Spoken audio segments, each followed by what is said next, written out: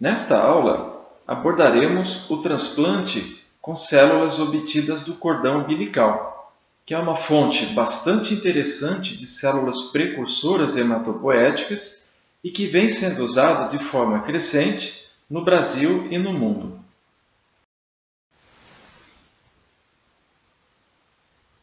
Como podemos ver neste slide, desde o início das atividades de transplante com coleta de sangue do cordão umbilical, em 1988, mais de 600 mil unidades de sangue de cordão umbilical já foram armazenadas e utilizadas também. Este foi o material para que fosse possível realizar mais de 30 mil transplantes até o momento no mundo. No Brasil, a rede Brasil Cord, que é uma rede de bancos, uma rede de cordões umbilicais públicos, bancos de cordão umbilical público, ela já conta com cerca de 15 mil unidades armazenadas, das quais 163 já foram utilizadas, ou seja, já foram realizados 163 transplantes com células do cordão umbilical no Brasil.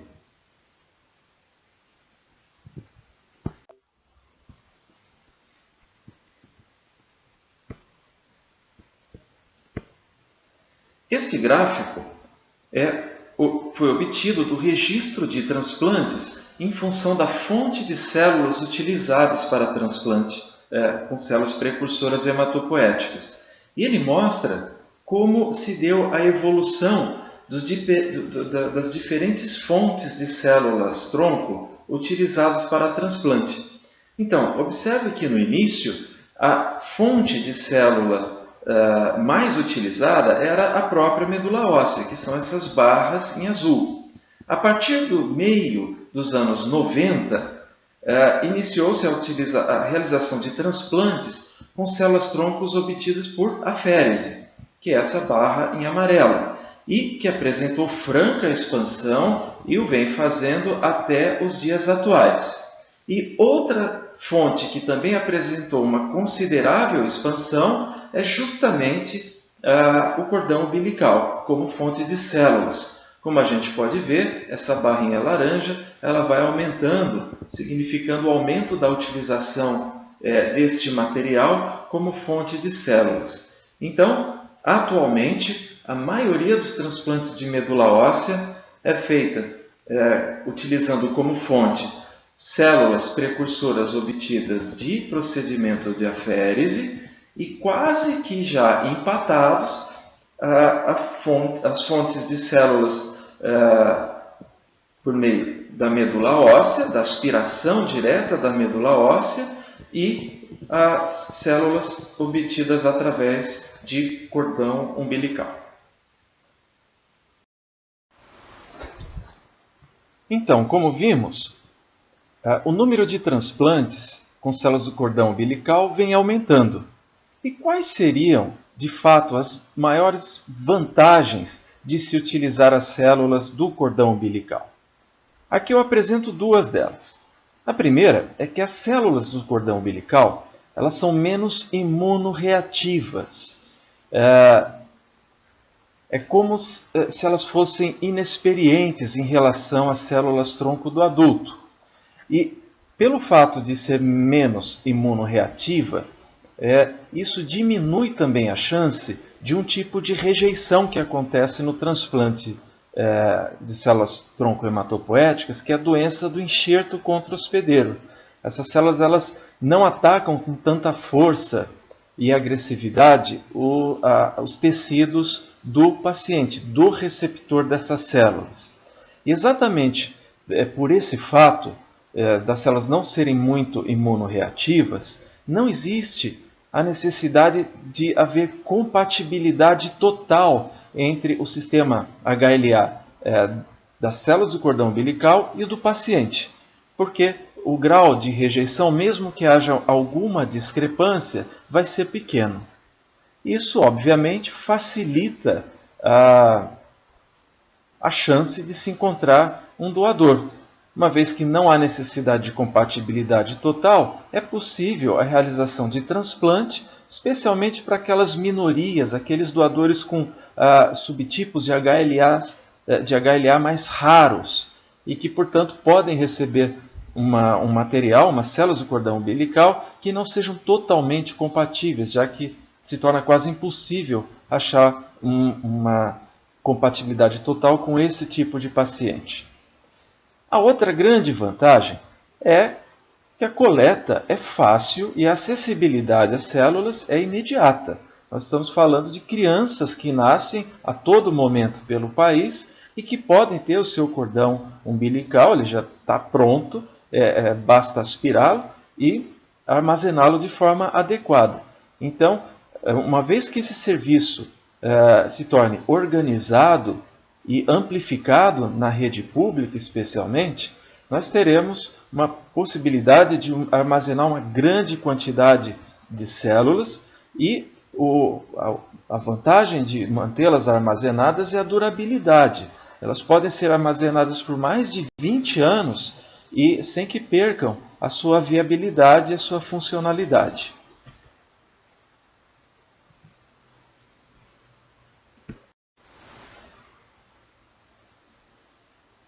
Isso vem de encontro com relação ao problema da dificuldade de se achar um doador compatível no Brasil.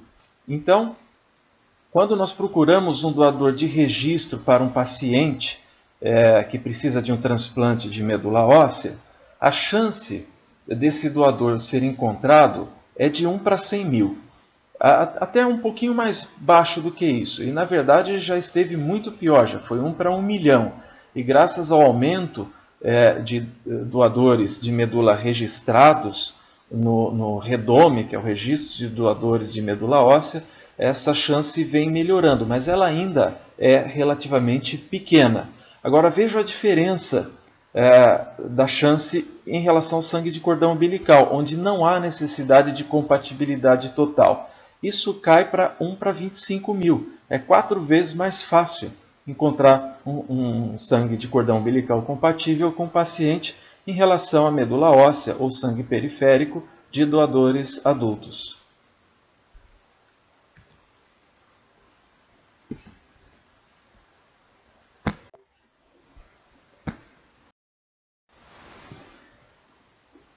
Agora, vamos a alguns detalhes técnicos do sangue de cordão umbilical. Então, como sabemos, o volume da coleta é um volume limitado, é o tanto de sangue que tem dentro do cordão umbilical, que é, em média, de 80 a 100 ml. Nós sabemos que o CD34 é um marcador de célula-tronco hematopoética. E aqui um dado muito interessante. Vejam que a quantidade de células CD34 positivas no cordão umbilical chega a 68% do total das células do cordão umbilical. Ou seja, quase 70% das células do cordão umbilical são células precursoras hematopoéticas, células fundamentais para o transplante. Para efeito de comparação, numa medula óssea saudável e não estimulada, em condições normais, portanto, a quantidade de células CD34 positivas é de apenas 11%. Então, bastante inferior àquilo que encontramos no cordão umbilical. Outro detalhe importante é a baixa quantidade de linfócitos T no sangue de cordão umbilical, o que ajuda naquela menor imunorreatividade deste material. E o tempo de coleta é bastante curto, é uma coleta rápida de 15 minutos para que este sangue seja armazenado na bolsa apropriada. Após a coleta, o armazenamento das células, essa bolsa que contém as células do cordão umbilical, ela é congelada a temperaturas muito baixas, abaixo de menos 80, e fica nesse estado congelado até a sua utilização, que, como vimos, pode ser feita após 5, 10, 20 anos, sem que haja perda da sua viabilidade. E quando se faz necessário a utilização do material, ele acaba sendo descongelado E aqui a gente vê o aspecto de uma bolsa de cordão umbilical descongelado.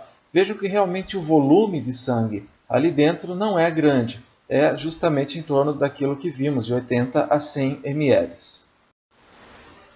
E essa é justamente a maior desvantagem das células do cordão umbilical, ou seja, o volume pequeno que pode ser obtido. Isso implica na sua utilização, ou seja, o sangue de cordão umbilical representa uma boa fonte de células para transplante de crianças, porque uma unidade cobre bem um transplante de um paciente até 50 quilos. Então, um adulto que pesa, por exemplo, 70 quilos, ficaria quase que inviável a realização de transplante com uma única bolsa de células de cordão umbilical. Existe atualmente a possibilidade de se utilizar 2 bolsas de sangue de cordão para viabilizar o transplante de um paciente adulto. Outra desvantagem é que a enxertia das células-tronco, ou seja, o tempo que elas demoram para se alojar na medula óssea do paciente, é maior. É uma enxertia mais demorada do que quando utilizamos células aspiradas da medula óssea do paciente ou separadas por meio de aférese. E a terceira grande desvantagem é, obviamente, a impossibilidade de se fazer um segundo transplante com a mesma fonte de células. Quer dizer, aquele cordão ele é único. A gente usa ele e se no futuro for necessário outro transplante, aquele cordão já não existe mais. Teríamos que ir atrás de outro cordão umbilical.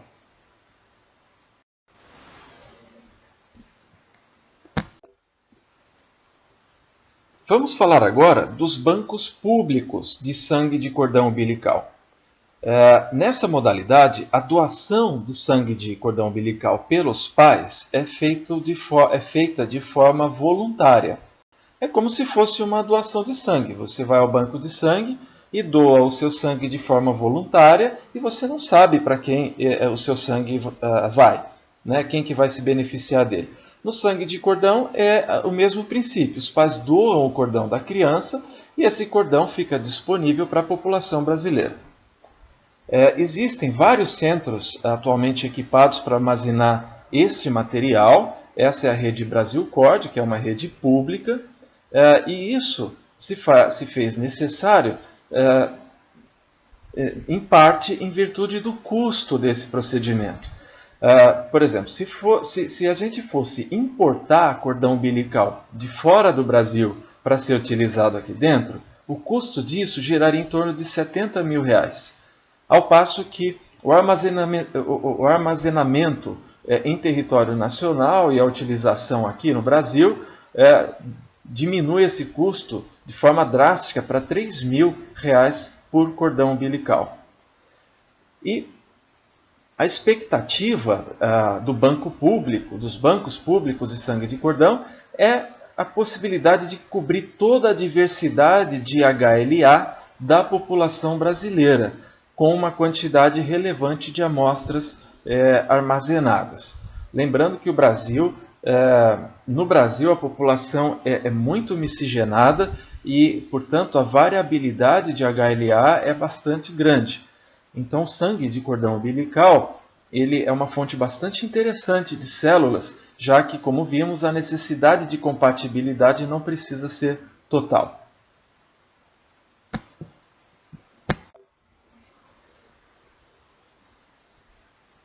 Bom, todos esses fatos e expectativas se referem aos bancos públicos de sangue de cordão umbilical.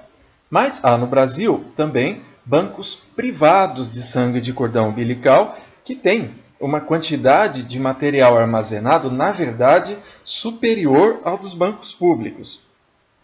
Qual a diferença básica é que no banco privado de sangue de cordão umbilical, esse sangue de cordão ele é armazenado para uso autólogo ou, no máximo, uso familiar. Ou seja, ele não é doado para que outras pessoas possam se beneficiar. Ele fica armazenado e ele, neste caso, é custeado pela família, né, pelos pais, não é um processo gratuito, como é no caso do banco público, e esse cordão, então, ele fica armazenado para uma eventualidade de necessidade de transplante de medula óssea desta criança, que após o seu nascimento teve o seu cordão armazenado, e vamos supor que lá pelos 5 anos de idade, essa criança desenvolva uma leucemia e de repente este sangue de cordão congelado dela mesma acabaria sendo utilizado para fins autólogos. Essa é a diferença básica entre o armazenamento público e privado de sangue de cordão umbilical.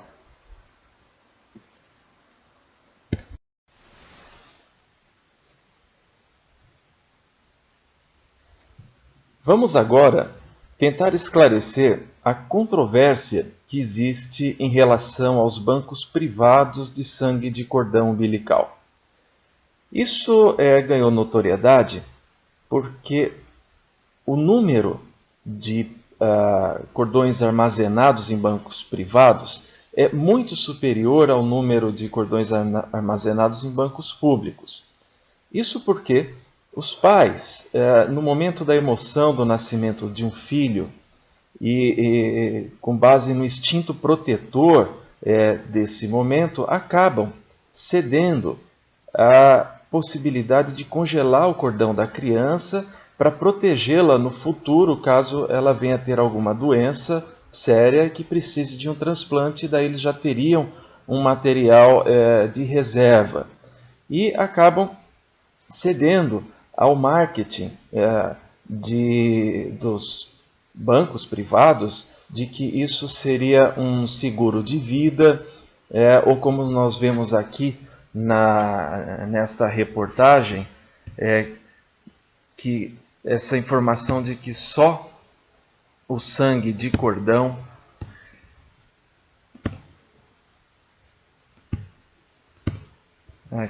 de que só o banco privado dá a garantia de ter o sangue da família. Pois bem, nesse momento, sem tomar partido, é importante que nós possamos esclarecer os fatos. Quando uma criança desenvolve uma leucemia, por exemplo, na verdade, e precisa de um transplante, e se houver disponibilidade de que esse transplante seja com sangue de cordão umbilical, o primeiro cordão umbilical que nós vamos procurar não é o cordão da criança, o cordão, por exemplo, armazenado num banco privado. A primeira escolha é um cordão halogênico de outra criança, porque quem nos dá a garantia de que células que podem desencadear a leucemia não estejam presentes no cordão congelado, já que essa leucemia em crianças aparece rapidamente, né? Vamos supor que a criança tem uns 2, 3 anos de idade, às vezes o defeito genético já está no próprio cordão dela. Então, não é interessante como primeira escolha utilizar o cordão autólogo dessa criança. Nós vamos procurar um cordão halogênico. Vejam que ironia. Essa criança, os pais decidiram segurar o cordão dela para uso autólogo, e no momento em que ela realmente precisa de um tratamento, e se tudo der certo, ela vai se beneficiar de um cordão que os pais doaram do seu filho para um banco público. Então esse é o primeiro fato importante nessa controvérsia toda. Portanto, se formos pensar em termos de sociedade, né, de bem social, existe de fato uma tendência pela doação, pelo estímulo à doação de bancos públicos. É como se a pessoa fosse ao banco de sangue, doar sangue, e doasse o sangue para ela mesma. Porque ela está saudável, mas ela doa o sangue para ela mesma porque vai que nos próximos 2 meses ela tem alguma necessidade transfusional. A chance disso acontecer é muito pequena, não é? Então nós vamos ao banco de sangue doar sangue, a gente doa para as outras pessoas. Isso se traduz em números, vejam. Essa reportagem ela é antiga, ela é do ano de 2011, a gente pode ver aqui, dezembro de 2011, e nesta época, vejam que havia 45 mil unidades de sangue de cordão umbilical em laboratórios particulares, enquanto a rede pública armazenava cerca de 9 mil, ou seja, 5 vezes menos. Agora vejam que dos cordões armazenados na rede pública foram realizados 106 transplantes, ao passo que dos 45 mil armazenados na rede privada, só 8 foram utilizados para transplante. Isso corrobora a informação que a gente ofereceu agora há pouco, de que a primeira escolha para um transplante é de um cordão diferente da criança, de um cordão de outra criança.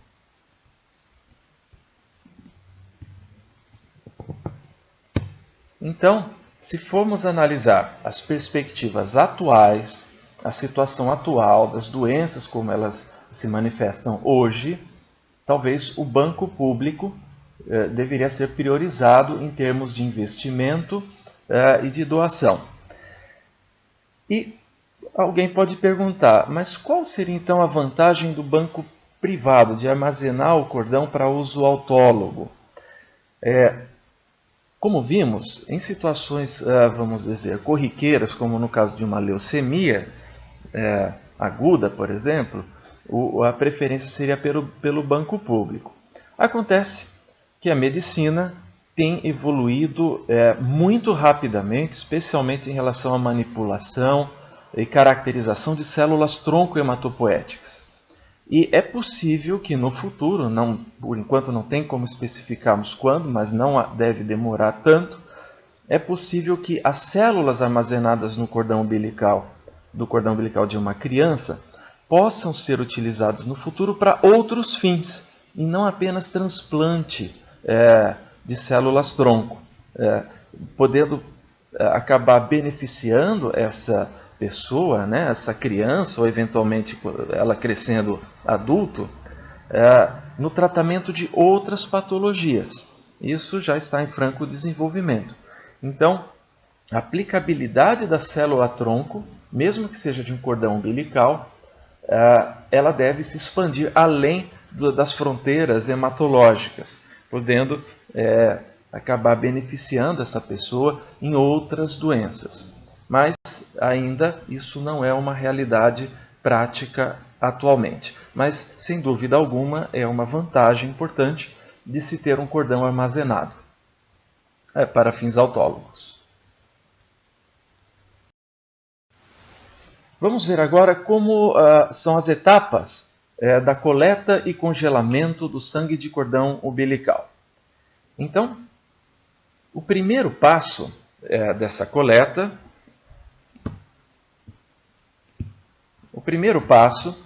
é esse daqui. Depois do parto, uma equipe especializada, e precisa mesmo ser uma equipe habituada a manipular esse tipo de material, faz a punção do sangue do cordão umbilical do bebê e da placenta. Esse material vai então para o laboratório, o volume coletado diminui, porque são descartados o plasma e os glóbulos vermelhos, mantendo o material rico mesmo em células-tronco, e parte para o segundo passo, que é a realização de testes de contagem de células e de viabilidade dessas células-tronco. Além disso, podem ser feitos exames sorológicos de cultura bacteriana e fúngica. Para que esse material seja considerado adequado, é necessário que tenha pelo menos 70 ml ou 50 milhões de células. Esse é o mínimo necessário para que esse material possa ser usado futuramente num transplante. E o terceiro passo é o armazenamento dessas bolsas e congelamento em tanques de nitrogênio líquido a temperatura de menos 196 graus Celsius. Este procedimento inicial ele é muito parecido em termos de doação ou de congelamento privado. E aí, se for o caso de doação, a coleta e o armazenamento são gratuitos, os pais perdem os direitos sobre esse material e o sangue fica disponível para transplante de quem precisar.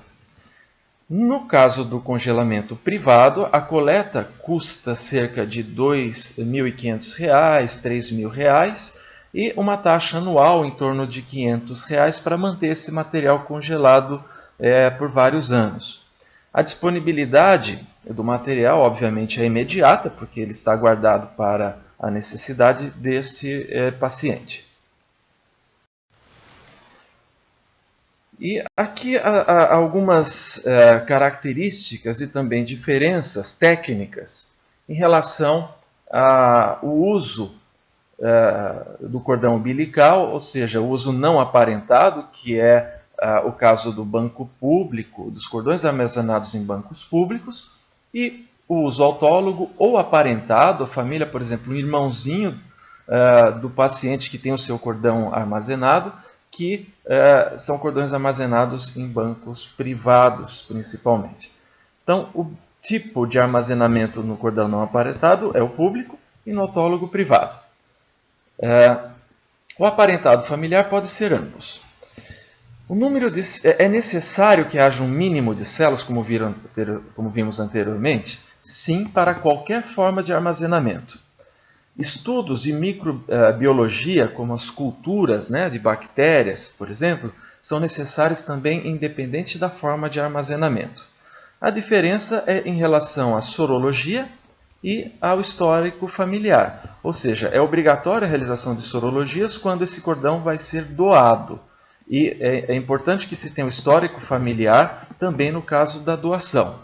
No caso do uso autólogo, como é a própria pessoa que vai utilizar, não há necessidade de sorologia nem histórico familiar. E em relação ao uso familiar, depende de como vai ser a utilização desse material, fica a critério da situação. Então, com isso, nós finalizamos uma explanação sobre o armazenamento, especialmente do sangue de cordão umbilical, a sua finalidade, as suas características e, como vimos, importante sabermos disso, já que o seu uso vem aumentando nos últimos anos.